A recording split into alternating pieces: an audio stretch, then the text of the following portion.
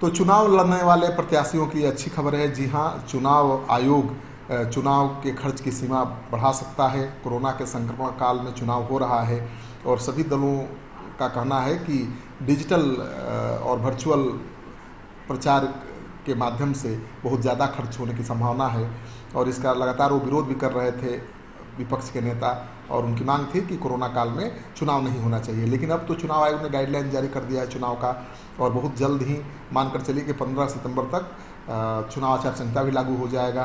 तो चुनाव तय समय पर ही होगा, इस बात को सब मान चुके हैं विपक्ष के नेता भी। और अब चुनाव आयोग की तरफ से एक बड़ी खबर आ रही है कि कोरोना संक्रमण को देखते हुए चुनाव में उम्मीदवारों के लिए खर्च की सीमा आयोग बढ़ाने पर विचार कर रहा है। सोशल डिस्टेंसिंग, डिजिटल मीडिया पर अधिक खर्च की संभावना है और इस वजह से आयोग खर्च की सीमा बढ़ाने पर विचार कर रहा है। और खबर जो आ रही है कि इस मुद्दे पर विचार के लिए चुनाव आयोग ने एक आंतरिक कमेटी का गठन भी किया है। बीजेपी और कुछ पार्टियों ने खर्च सीमा बढ़ाने की मांग पहले से की है। फिलहाल बिहार में उम्मीदवार के लिए खर्च की सीमा 28 लाख है, इसको बढ़ाकर 50 लाख के आसपास चुनाव आयोग कर सकता है। शुक्रवार को चुनाव आयोग ने बिहार विधानसभा चुनाव और अन्य उपचुनावों के लिए इलेक्शन कमीशन का गाइडलाइन जारी कर दिया है। इन चुनावों का आयोजन कोरोना काल के दौरान किया जाना है, इस वजह से आयोग ने कई एहतियाती दिशा निर्देश दिए हैं।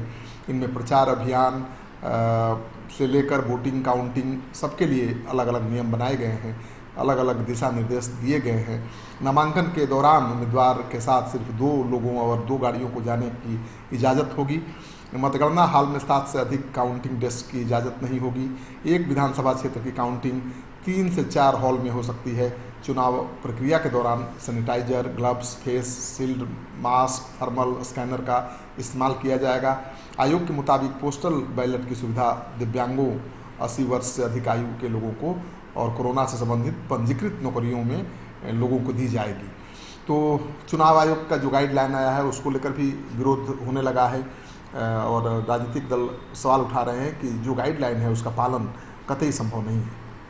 इस वीडियो को ज़्यादा से ज़्यादा लोगों के साथ शेयर करिए ताकि लोगों को पता चले कि जो चुनाव लड़ने वाले हैं उनको पता चले कि इस बार चुनाव का जो खर्च का सीमा है वो बढ़ने वाला है और खुलकर वो खर्च कर सकते हैं।